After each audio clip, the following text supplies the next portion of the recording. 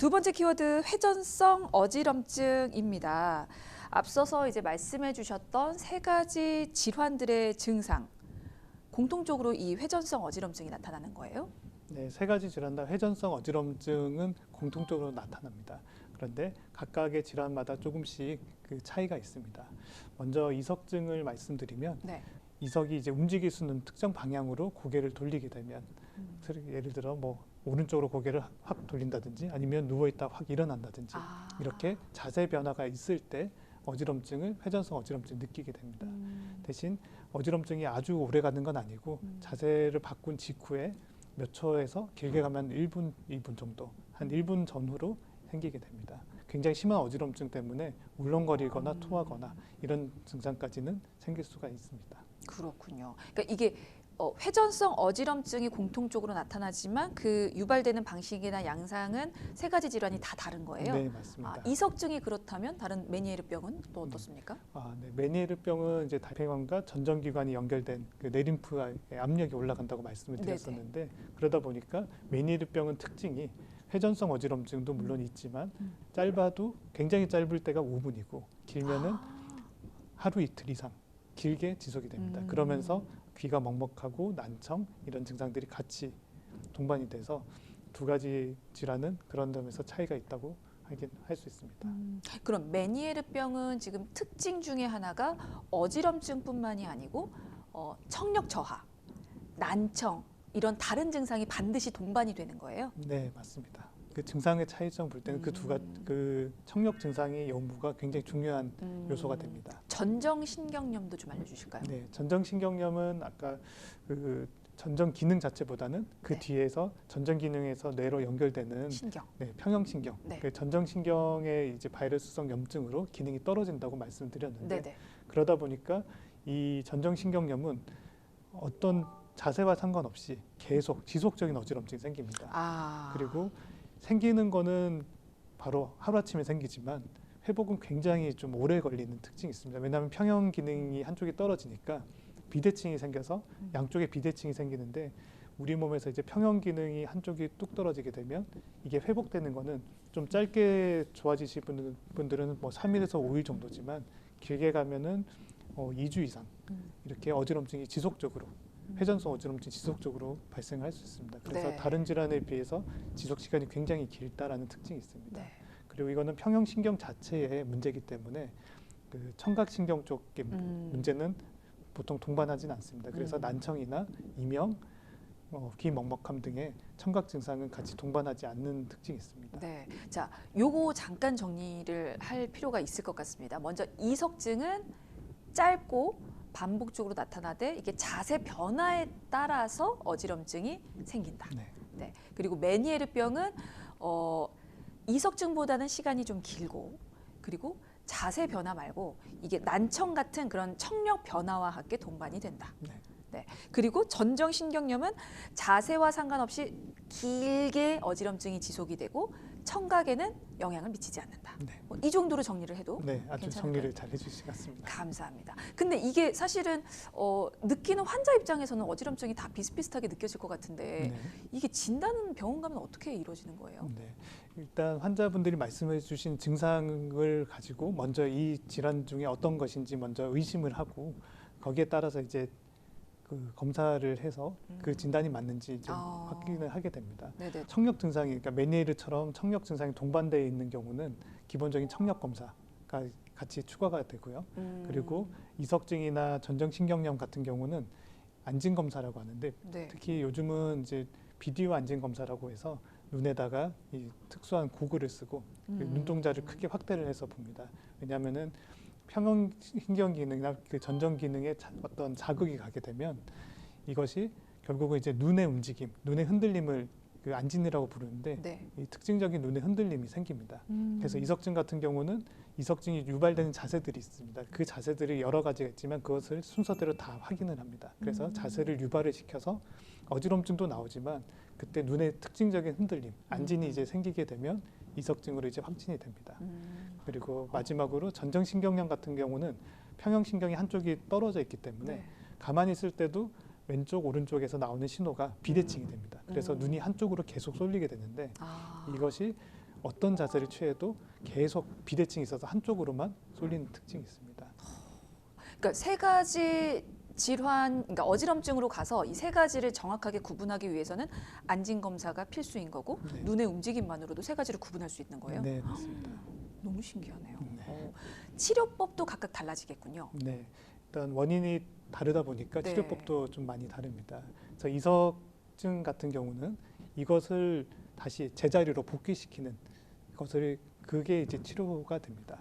중력의 영향을 받아서 어떤 특정 자세를 취하면은 가장 바닥 쪽으로 이석이 모이게 됩니다.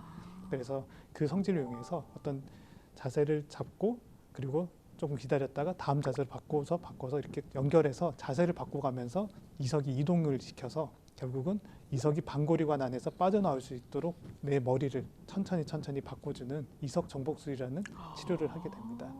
한 번만으로도 그러면 이석이 제자리로 갈 수 있어요? 네, 확률상 한 번 치료했을 때 60에서 70% 정도로 치료율이 알려져 있고 두 번 치료를 했을 때 80에서 90%. 그래서 보통 저도 환자분들이 많이 힘들어하시지만 한 번 내지 두 번 치료로 대부분 치료가 되는 질환이다라고 설명을 드리고 있습니다. 그렇군요. 그러면 이석증은 약물 치료보다는 이 물리치료 같은 이석 정복술로 네, 치료한다. 네, 맞습니다. 메니에르병은 어떻습니까? 메니에르병은 초기에는 메니에르병으로 인한 어지럼증을 줄이는 것 그리고 난청이 동반되기 때문에 난청을 줄이기 위한 치료 이 두 가지가 기본인데 둘 다 약물 치료가 됩니다. 그래서 어지럼증이 너무 심할 때는 전정 억제제라고 해서 어지럼증을 줄이는 증상 조절하는 약물을 투여를 하게 되고 그리고 청력이 많이 떨어지기 때문에 청력을 올릴 수 있는 스테로이드 고용량의 스테로이드를 보통 같이 처방을 합니다. 압력을 낮춰주는 이뇨제 계통이나 이런 약물들을 같이 처방을 하게 됩니다. 알겠습니다. 뭐 생활습관 교정도 필요하다고 들었는데요. 네, 메니에르는 그 내림프 내 압력이 올라갈 수 있는 그 생활 습관들을 교정을 사실 하는 게 중요한데 그래서 보통 어지러울 때 싱겁게 먹어라 이렇게 얘기를 그렇게 많이 알고 계신데 사실 이게 메니에르 때 해당되는 얘기입니다. 저염식으로 압력을 낮춰줘서 이걸 재발하지 않게 하는 게 사실은 제일 기본적인 생활 습관이고 그리고 특히 수면 그리고 스트레스 그런 것들이 어느 정도 유지가 돼야 재발을 억제할 수가 있고 그리고 필요에 따라서는 급성 증상이 좋아진 이후에도 약물로 그 재발을 좀 줄이기 위해서 약물을 꾸준하게 유지를 하는 경우들도 있습니다.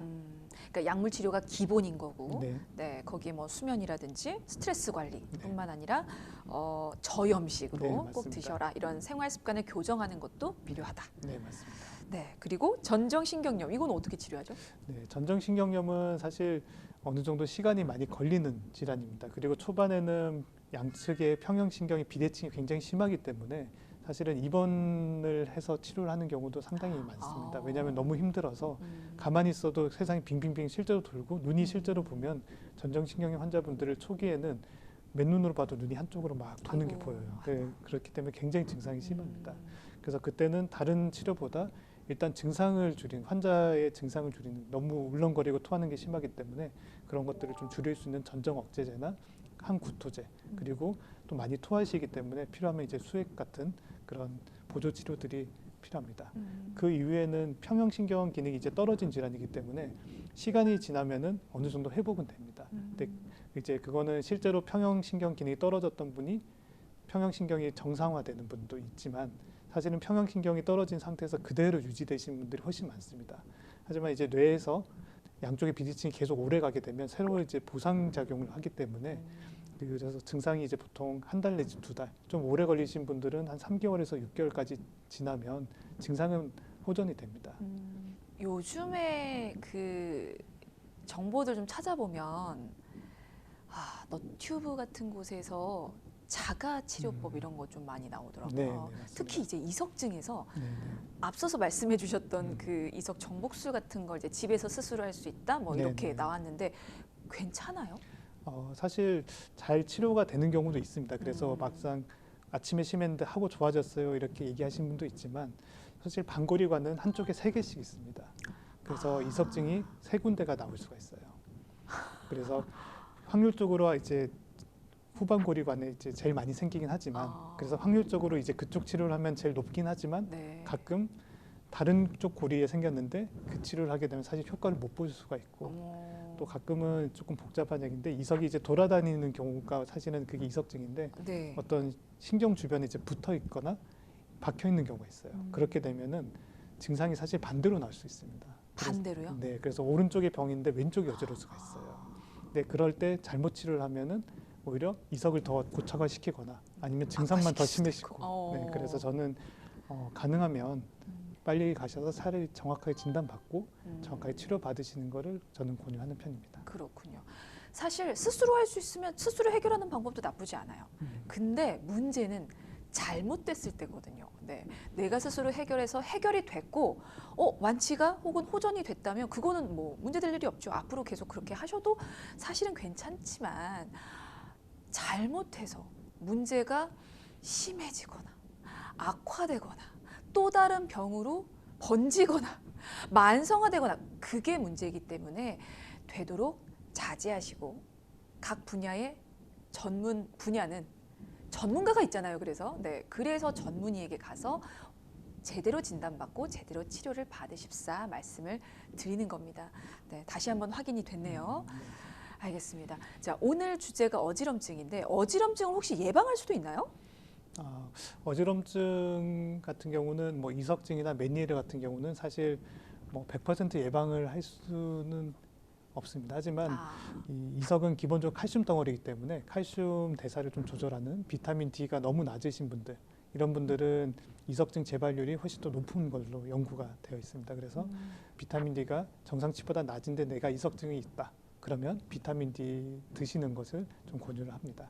그리고 메니에르는 이제 기본적으로 생활 습관이 이제 많이 유지가 돼야 됩니다. 그래서 스트레스 관리, 수면 관리, 그리고 저염식, 그리고 공통된 얘기지만 기본적인 체력이 떨어진 경우, 다른 질환들이 없더라도 사실은 어지럼증을 많이 느껴서 오십니다. 그래서 네. 평소에 운동 이런 것들을 좀 하시는 것들이 그래도 어지럼증을 좀 줄일 수 있는 방법이라고 생각합니다.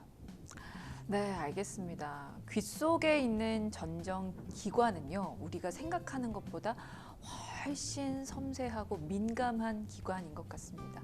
자, 오늘 말씀을 드렸지만 비슷해 보여도 전혀 다른 어지럼증을 유발하는 3가지 질환 말씀을 해드렸는데 그에 따른 진단, 치료 방법 너무나 달랐어요. 그 차이점 잘 이해하셔서 건강한 오늘을 되찾으시길 바라겠습니다. 자, 오늘은 여기서 인사드리죠. 지금까지 이비인후과 전문의 류남규 원장이었습니다. 말씀 고맙습니다. 네, 감사합니다.